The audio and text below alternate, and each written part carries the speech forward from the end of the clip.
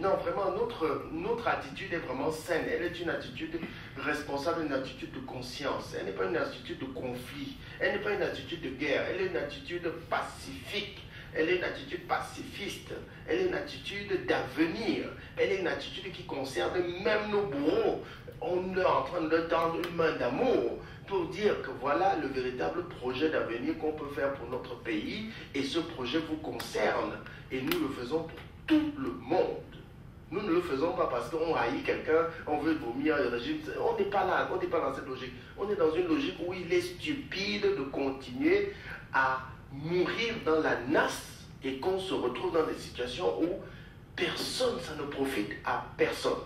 Alors, moi je dis, mes chers amis, mes chers frères, vraiment, au sortir d'ici, je vous assure, annonçons la création de la commission citoyenne d'enquête indépendante. Mais pour que cette commission d'enquête citoyenne indépendante puisse travailler sur le plan pratique, il va falloir disqualifier l'administration de façon politique. Ça veut dire annoncer une équipe qui devrait prendre en main le destin du Cameroun et l'annoncer solennellement au monde entier. Et si nous annonçons cela, si nous prenons ces deux résolutions, ça veut dire que nous aurons créé les conditions qui permettront à la commission d'enquête indépendante de travailler avec l'administration en tant qu'entité technique. Parce que si l'administration, qui est une entité technique de charge courante de tous les jours, est prise en otage par le système politique qui ne sert pas les Camerounais, on aura créé la commission d'enquête pour rien. Ça veut dire qu'on perdra du temps pour rien.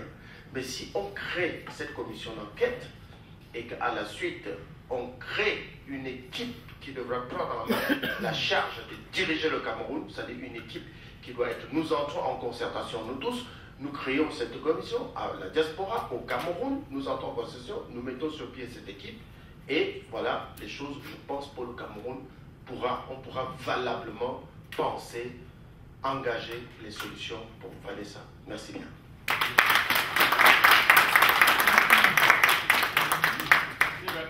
Qui est venu je rappelais, du Mexique, pour nous parler ici. Donc, je donnerai la parole à Thierry Abougou, qui est président de la Fondation Moumié. Après, ce sera à Mme Coco Ateba, que nous avons l'honneur d'avoir ici. Elle est la présidente de l'ACPDH, pour conclure.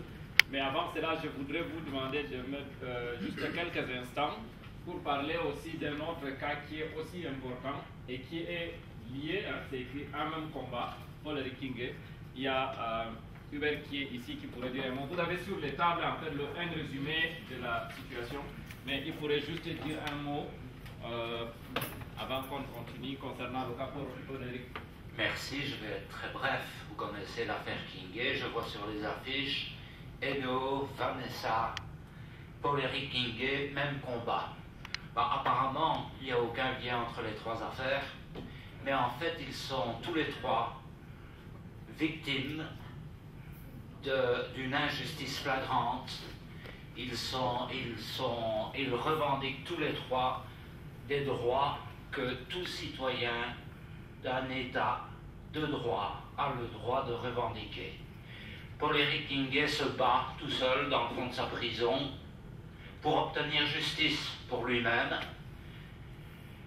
pour obtenir justice pour des affaires de droit commun qui ont été inventées. En fait, vous le savez, son combat c'est contre la corruption.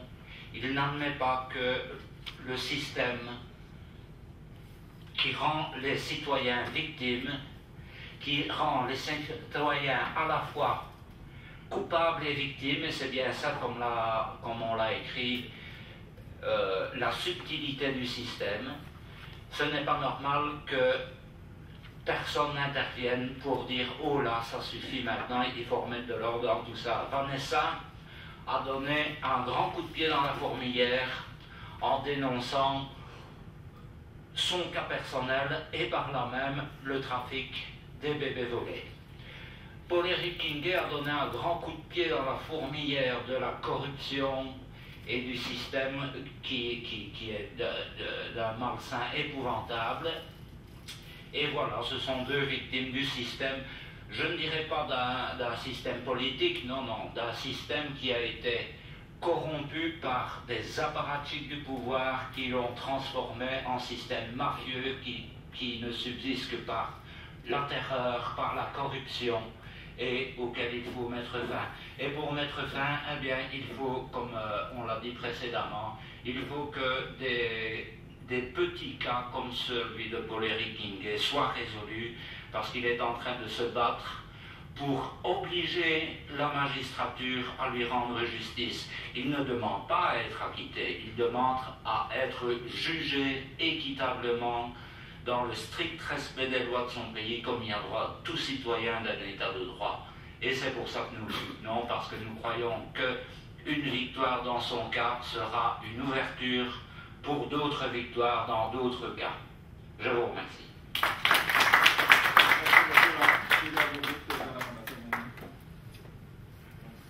Oui, merci de me passer la parole. Et je ne peux pas être long, je vais juste faire une petite remarque déjà par rapport à la gestion du temps. J'ai préparé un dossier assez costaud par rapport à cette affaire. Donc, je voudrais rappeler que lorsqu'on organise des conférences et qu'on délimite le temps de parole, il faut le respecter à la lettre. Dans des conférences internationales, si vous ne respectez pas ce temps-là, on vous coupe. Tout simplement. Parce que les gens ont mis du temps pour travailler les dossiers et il faut qu'ils aient le temps pour le présenter. Donc, je vais renoncer à mon dossier parce que je vous respecte et que je respecte aussi mon travail. Donc, je ne vais pas le bâcler. Je vais me limiter à quelques mots, juste pour vous dire quelque chose. Donc, et respecter aussi ceux qui vont me suivre pour aussi parler.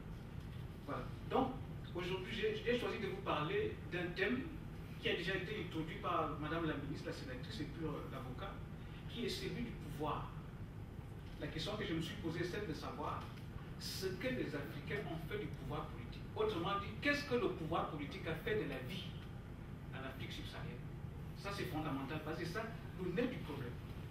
Et je suis content du fait que la ministre et l'avocat aient introduit cette affaire. Parce que nous sommes aujourd'hui au niveau de l'événementiel, mais pour interroger la structure, c'est-à-dire la cause des choses, mais il faut aller au niveau, justement, donc, du pouvoir. C'est le pouvoir qui organise la vie dans une société. Et j'ai choisi ce thème, justement, déjà en regardant l'image qui se trouve là devant vous, je me suis dit, elle est intéressante. La ministre parlait du choc lorsqu'on a enlevé des enfants en Belgique, lorsque Dutroux a enlevé des jeunes filles violées et tuées. Je me suis rendu compte que dans cette image, il y avait un enfant à l'intérieur du Cameroun. C'était comme un Cameroun enceinte. Et je me suis dit, ben, le Cameroun enfante. Le Cameroun enfante, pourquoi? Parce que c'est un État qui, au sens du logique, a pour but de mettre en place des rites pour former des citoyens. Donc, il enfante des citoyens. Mais ces enfants-là enfantent aussi du Cameroun de demain. Autrement dit, c'est grâce à leur réflexion, grâce à leur rôle de citoyen que le Cameroun de demain va exister. Mais la grande problématique est celle de savoir comment est-ce que ce Cameroun, en tant que pouvoir, commence tout simplement à phagocyter ces enfants qui deviennent des ombres, qui deviennent des zombies, qui deviennent tout simplement des choses qui n'existent plus. Ça veut dire qu'on met en péril notre avenir. D'où le fait d'interroger les structures de pouvoir. Et lorsqu'on interroge les structures de pouvoir, ben on sort donc de la pensée d'État. Parce qu'il ne faut pas reproduire une pensée d'État. Il faut faire du hors-piste, sortir de la pensée d'État et essayer de voir comment est-ce qu'on peut penser cet État en dehors de lui afin qu'il devienne ce que nous aimerions qu'il soit. Ça, c'est fondamental. Un deuxième point, c'est au niveau justement de la place de la femme, la place du bébé et la place des enfants. Pour parler du pouvoir en Afrique, ben, il faut parler de ceux qui sont les plus vulnérables. Dans mon sens, c'est la femme, c'est le bébé, c'est l'enfant. Et cette femme-là, pour questionner sa position dans les structures de pouvoir en Afrique subsaharienne, mais il faut se rendre compte que la femme est omniprésente dans l'Afrique réelle, dans la résolution des problèmes réels en Afrique. Mais qu'au plus, au fur et à mesure qu'on évolue dans les sphères supérieures du pouvoir, mais on se rend compte que la place de la femme, la case de la femme devient de plus en plus vite. Alors la question qu'il faut se poser, c'est de savoir comment cette femme-là qui est omniprésente dans la sécurisation de la vie matérielle en Afrique, pourquoi lorsqu'on monte dans les sphères élevées du pouvoir politique, du pouvoir économique et du pouvoir religieux, cette femme-là devient de plus en plus marquante. Mais ça veut dire qu'elle, puisqu'elle n'a pas ce pouvoir au niveau des hautes sphères de l'État, elle ne peut pas répercuter toute sa capacité sécuritaire au niveau des instances de décision. Donc ça se répercute sur la santé maternelle, ça se répercute sur la santé des bébés, ça se répercute sur le sort des enfants. Donc il est important de réfléchir aussi sur la nature matiste de nos structures de pouvoir. Pouvoir religieux, pouvoir traditionnel, pouvoir économique et pouvoir politique. Ça, c'est fondamental.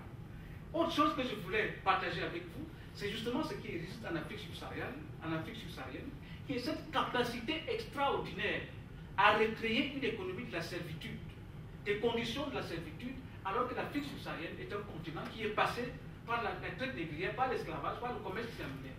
Comment est-ce que nous réussissons à recréer ce que j'appelle une servitude endogène? C'est-à-dire qui n'est plus organisée par les instances externes, mais qui est organisée par les Africains eux-mêmes. Ça, c'est fondamental. Merci. Et cette servitude endogène concernant les femmes et les enfants a plusieurs figures d'estime. Nous avons les enfants soldats qui proviennent du fait que les mécanismes d'accès au pouvoir ne sont pas clairs. Et pour accéder au pouvoir, puisqu'il n'y a pas de démocratie, on a parlé de dictature tantôt, c'est le plus violent des violents qui parfois accède au pouvoir. Donc on crée une économie de guerre et une insertion dans le champ politique par la violence qui fait qu'on transforme nos enfants en matière politique. D'où les enfants soldats. Nous avons des enfants sorciers qui proviennent aussi d'une table de culture traditionnelle qui consiste à considérer un enfant agité, un enfant hyperactif, un enfant peut-être entre guillemets impoli, comme habité d'un esprit malin. Au point où on crée également tout un business entre le pouvoir religieux, le pouvoir politique et les chefs de guerre autour des enfants sorciers. On casse des familles parce que justement, le pasteur dit que l'enfant est sorcier, mais c'est ce pasteur-là qui va soigner. Et les enfants sont soumis à des rites insupportables pour exorciser la sorcellerie. Ça existe en Afrique. Une autre figure de style, c'est quoi? Ce sont les enfants esclaves qui existent au Bénin. Le fameux phénomène des vidéomégons au Bénin, vous le savez, qui a même été exporté par les Béninois parce que tout ça, l'ouverture qui va en Haïti sort du Bénin. Les restes avec existent en Haïti. Même système, enfant mis en esclavage. Il y a une autre figure de style, celle des enfants albinos. Encore, notre imaginaire de sorcellerie sont peut-être porteurs de vertus, encore de puissance que nous ne connaissons pas. Et au Burundi, au Rwanda, c'est très très développé, ce trafic d'enfants albinos. Nous avons les esclaves sexuels, des jeunes filles qui sont intégrées dans les armées et qui deviennent les esclaves sexuels, donc des chefs de gang. Nous avons les femmes violées et prostituées par les mêmes chefs de guerre en Afrique subsaharienne. Ça, ce sont quelques figures de style. Alors, par rapport à ces situations, qui nous amènent à interroger quel est le statut des structures de pouvoir en Afrique subsaharienne, il est important de faire un certain nombre de choses. Première chose à faire, nous devons être des hommes courageux. C'est-à-dire, je fais ici l'éloge du courage. C'est quoi un homme courageux? Un homme courageux, c'est pas un homme qui n'a pas peur, c'est pas un téméraire. Un homme courageux a peur. Il est justement courageux parce qu'il peut surmonter cette peur. Parce que celui qui ne connaît pas la peur peut être qualifié de courageux. Donc, être courageux consiste à dire que vous allez risquer votre vie et que vous allez risquer les rapports avec les autres parce que vous avez choisi le sens de la vérité. Ça, c'est fondamental. Autre chose, il faut s'organiser collectivement parce que le courage n'est pas efficace lorsqu'il est solitaire. Le courage est efficace lorsqu'il est organisé de façon collective, comme l'ont organisé les associations qui nous ont invités ici aujourd'hui. Et puis autre chose, il faut militer pour la démocratie. La démocratie est ce système-là qui nous empêche d'avoir des pouvoirs qui mettent en place ce que j'appelle des émancipations closes. Une émancipation qui ne concerne qu'un clan, alors que ceux qui sont au pouvoir et les autres sont exclus. C'est pourquoi en Afrique, le pouvoir devient un jeu à somme nulle. Soit vous gagnez et vous êtes au paradis, soit vous perdez et vous mourrez. Donc il est fondamental de combattre. Voilà, et là je vais terminer par là. Ce que fait la Fondation Lumine, c'est quoi? C'est d'essayer de jouer un rôle de transmetteur.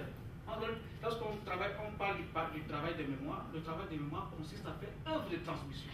C'est-à-dire qu'on regarde dans la mémoire de lutte des peuples africains, quelles sont les valeurs qui peuvent aider les générations futures à toujours défendre une Afrique libre. Et je crois qu'en faisant ce travail, nous pourrons réussir à ce que le cri d'un enfant qui sort du ventre de sa maman, que ne soit plus un cri de mort, mais un cri de vie. Voilà, je vais m'arrêter.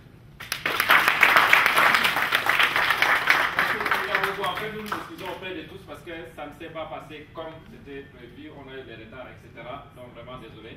Je vais donner la parole à Coco Ateba, qui est la présidente de l'ACPDH, mais je voudrais vous signaler deux choses. D'une part, pour pouvoir effectivement communiquer sur le contenu des exposés que nous avons ici, pour vous donner des informations sur la fonction dont Bertrand parlait, nous avons besoin de pouvoir contacter ceux, en tout cas ceux dont nous n'avons pas les adresses. Donc il y a une feuille qui circule, s'il vous plaît, mettez juste votre nom, votre adresse email, on n'a pas besoin d'autre chose.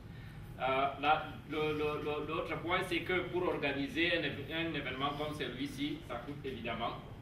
Et donc, nous avons besoin de toute solidarité de toute votre solidarité pour celui qui le peut. Donc il y a un carton qui va, enfin, je ne sais pas comment on appelle ça encore, un pot qui va circuler. Donc contribuez si vous le pouvez, s'il vous plaît.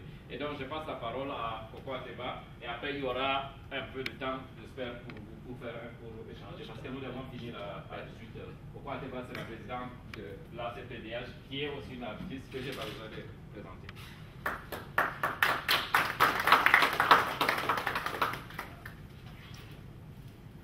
Bon, bonsoir à tous. Après toutes les paroles brillantes que j'ai entendues ici, des suggestions très intelligentes, je voudrais juste faire un petit retour sur cette affaire de Vanessa, juste pour vous préciser qu'on a eu d'autres cas depuis, on n'a pas eu le temps tellement d'en parler.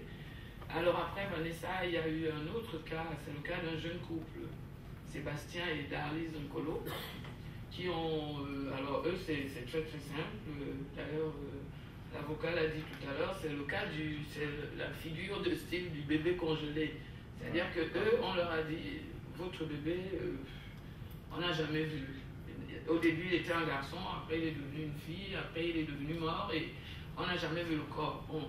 Et ces jeunes-là, on les a eu au téléphone et ils sont très paniqués parce qu'à Yaoundé, ils sont obligés de se cacher, donc c'est vraiment le système mafieux dont on a parlé tout à l'heure. Ce n'est plus, c'est pas juste une dame qui en manque de bébé, qui, bon, poussée par une pulsion, va prendre le bébé d'une autre. C'est vraiment un système où il y a des gens qui passent une commande et qui disent, moi je veux un garçon, non, je préfère une fille, voilà.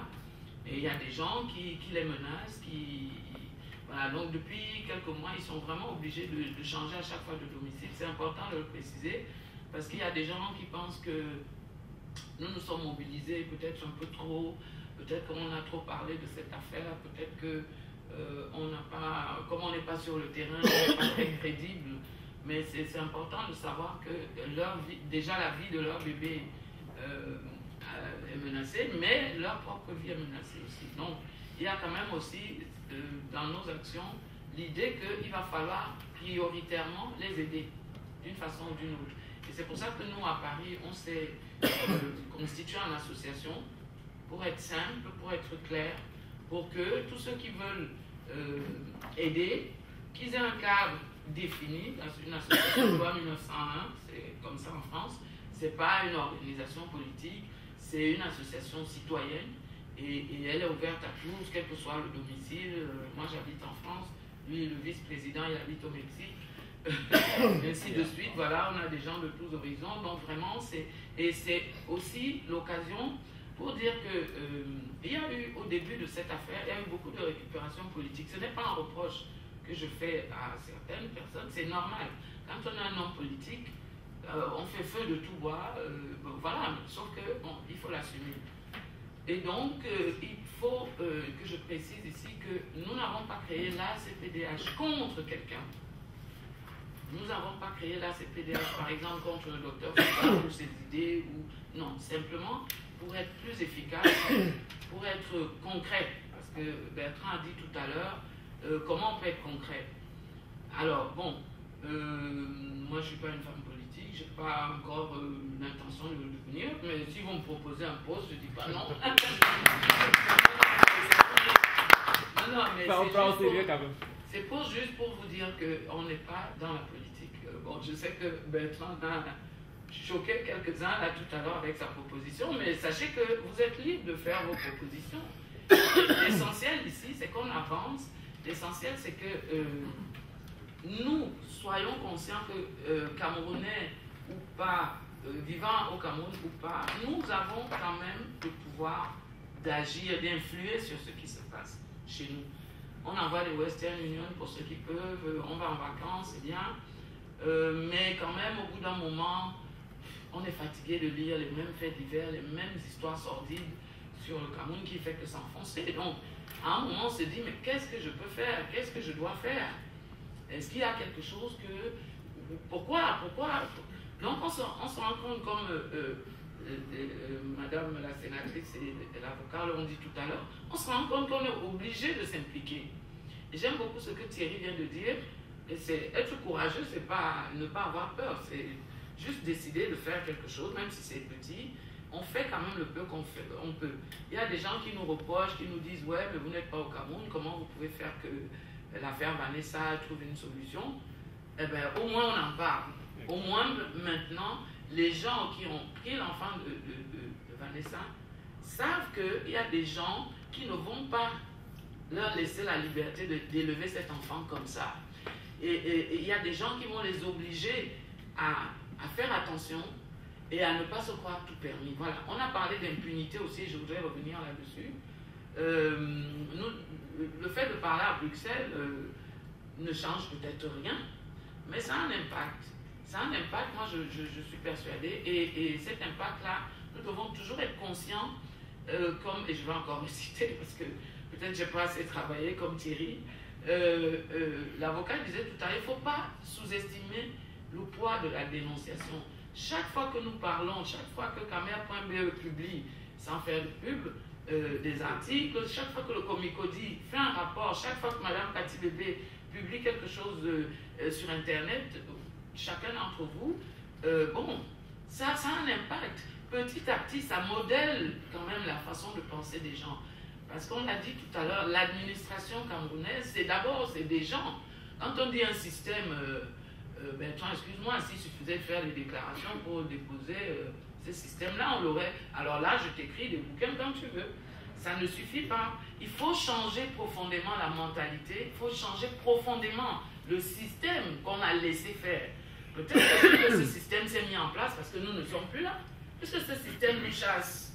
Ce système nous pousse à ne pas nous intéresser. Ils ne veulent surtout pas qu'on s'intéresse à ce qui se passe chez nous. La première question qu'on te pose quand on t'appelle du Cameroun, quand on t'a vu manifester, on te dit, mais dis donc, mais qu'est-ce que tu es allé chercher dans cette histoire? On te paye, mais tu te rends compte, tu ne pourras plus venir, on va te mettre en prison. Donc, ça c'est ce système que nous avons dans nos têtes. Même étant ici, à Paris, nous avons organisé des manifestations. Les premières, on était 6. Et ainsi de suite, on n'est pas plus nombreux, mais petit à petit, mais il y a quand même des gens après qui nous disent « Ah oui, mais c'est bien, je suis avec vous, même si, bon, vous ne me voyez pas. » Voilà, donc petit à petit, les gens, ils changent, ils comprennent qu'ils doivent défendre leur propre droit.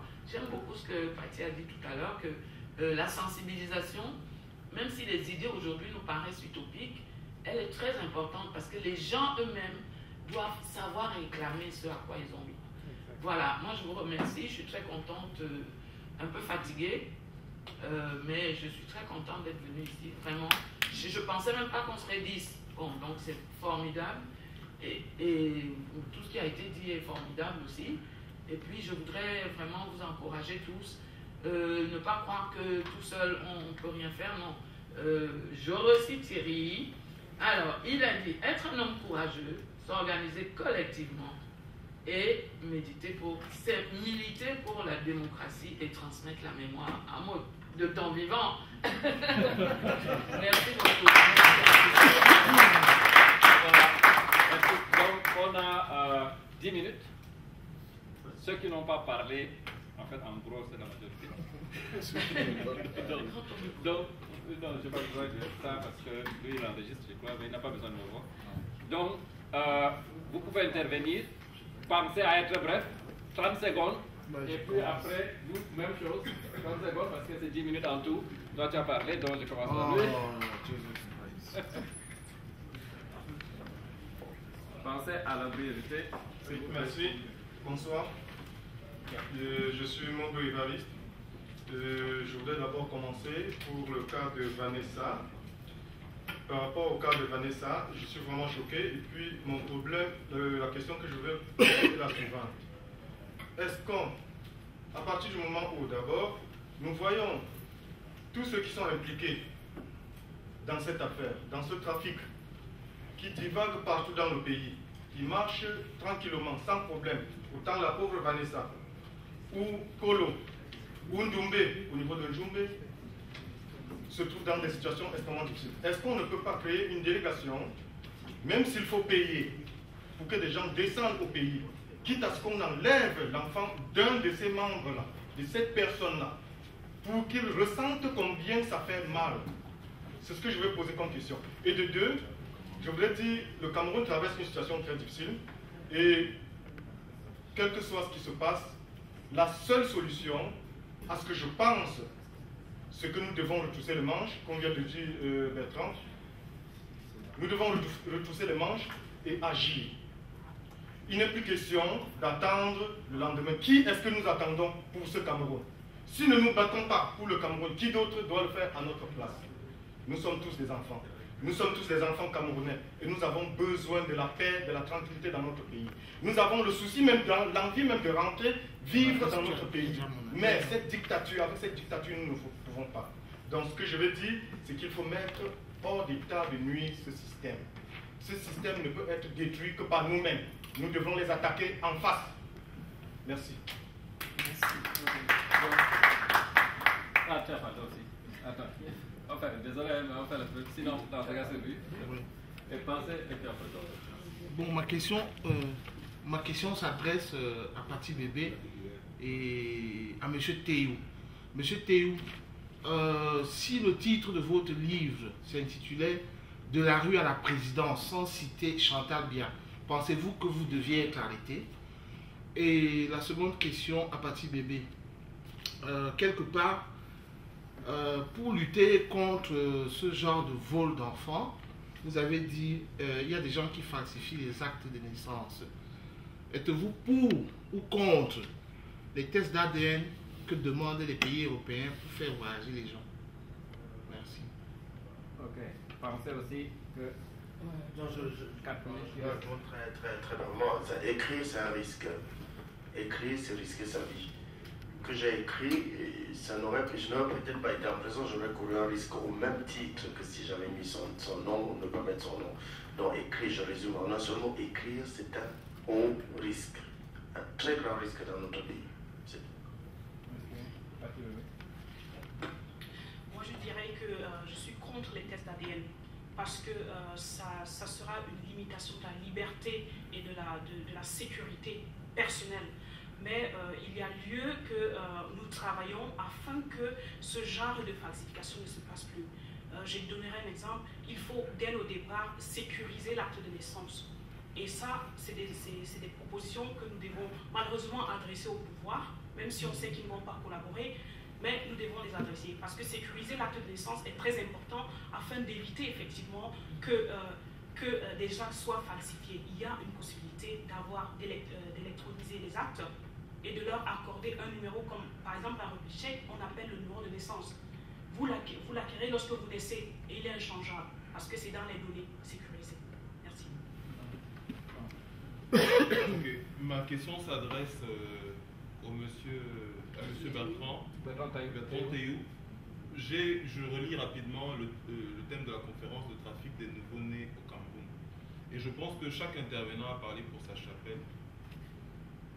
Mais j'ai été un peu surpris parce que je me dis qu'aujourd'hui, la CPDH, c'est une organisation, c'est une association et M. Bertrand Théou a parlé en tant que leader d'opinion. Il a dit qu'il appelait un combat politique, un combat qui n'était pas politique, qui était citoyen, et il a conclu en disant qu'il invite tout le monde à cet acte politique. Alors ma question est simple. Est-ce que au derrière de cette conférence, vous cachez un appel à la révolution? Très bonne question. Hein? Je vous le dis, la Constitution, je cite toujours la Constitution du Cameroun. Pourquoi? Parce que je suis légaliste. Je n'ai jamais rien fait sans me référer à la loi. La Constitution du Cameroun dit ceci. Si le Cameroun est en péril, chaque citoyen retrousse les manches et vient éteindre le feu au Cameroun. Ça, c'est citoyen. Deuxième chose, c'est que si vous êtes d'accord avec moi que dans un pays où les enfants sont broyés, la vie des enfants sont broyés, vous êtes d'accord avec moi que cela signifie que cette maison est en grand feu. Et la Constitution te dit, quand ta maison là sera en grand feu, retrousse les manches et viens éteindre le feu. J'invite tout simplement les citoyens à jouer ce rôle que la Constitution vous demande de faire. Ce n'est pas que je suis en train d'appeler à la révolution, la révolte. Je dis, appliquons ce que la Constitution dit. Parce que si on arrive que nos enfants sont broyés, ça veut dire que la maison est en très grand péril, très très grand péril. Donc tout ce que je demande, c'est qu'on vous demande que prenez votre pays en main aussi, c'est que vous prenez la responsabilité de trousser les manches pour mettre de l'ordre dans la maison. Et c'est tout ce que je demande sur le plan pratique. Sur le plan pratique, ma présidente, Koko Ateba, elle a dit ici il suffisait de rédiger une déclaration. Ce que je rappelle aux gens, c'est que l'acte politique n'est pas à confondre avec l'acte citoyen. L'acte citoyen, c'est un sauvetage qui s'impose à tous. Ça veut dire que tu cherches à sauver ta vie. Et maintenant, une déclaration a une force solennelle. Ce n'est pas descendre dans la rue qui est importante. C'est-à-dire le simple fait qu'on dise sur un papier, et on signe tous là, qu'aujourd'hui, nous prenons la résolution, après concertation, à la diaspora et au Cameroun, nous nous concertons en tant que citoyens, nous mûrissons ce projet et nous montrons une équipe pour diriger le Cameroun. Et ce jour-là, nous déclarons. Et cette déclaration est d'abord un acte fort, parce que c'est d'abord l'idée qui commande les choses. Si vous avez l'idée, et l'idée est plus forte que même de passer à l'action. Un exemple imagé, vous nous ramenez au Mali alors. Non, excusez-moi, parce qu'on a un gros problème, c'est que cette salle, on dépasse d'une minute une facture. Donc, on peut continuer la discussion. Oui, on pourra continuer ici.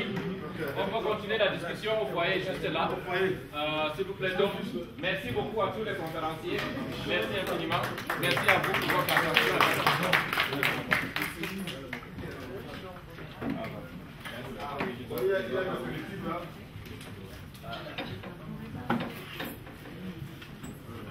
Je crois qu'il faut appeler à la révolution. Donc, on peut aller juste de ce côté, ici, à côté là. Il y a des livres dehors pour ceux qui veulent des livres. Ah, oui, oui. Et ils ont la chance d'avoir les auteurs. On peut les efficaces.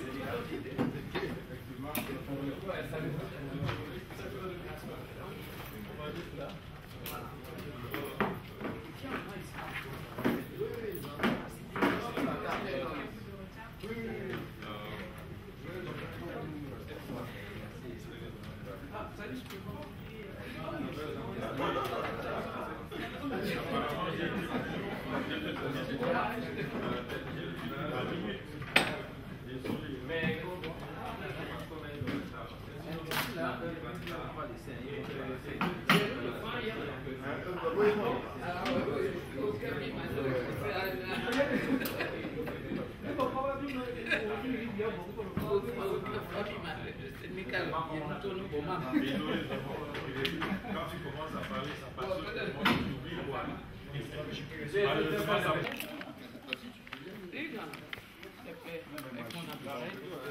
Je vais te demander.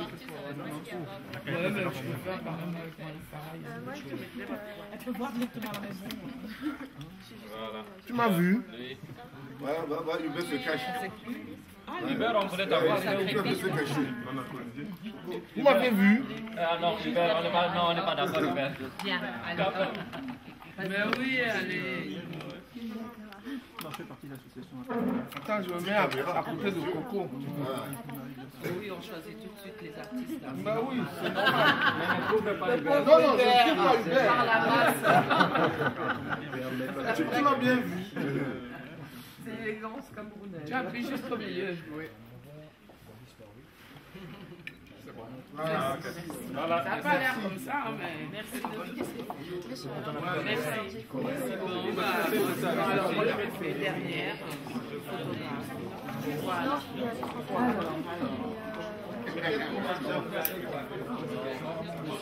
Ben justement, c'est pour ça qu'on va la garder maintenant. En disant, je photographe. Voilà.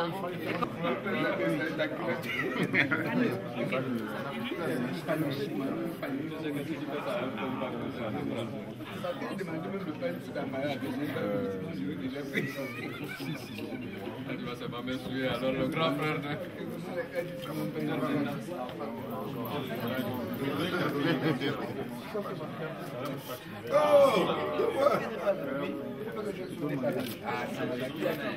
Là, c'est le one power de la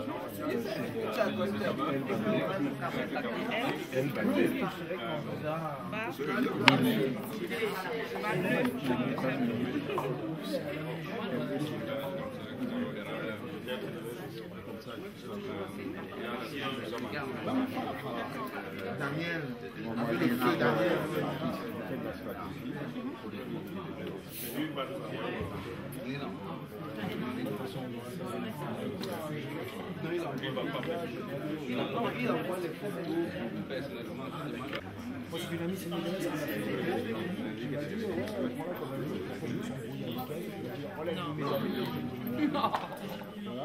C'est drôle Facebook, hein, des fois.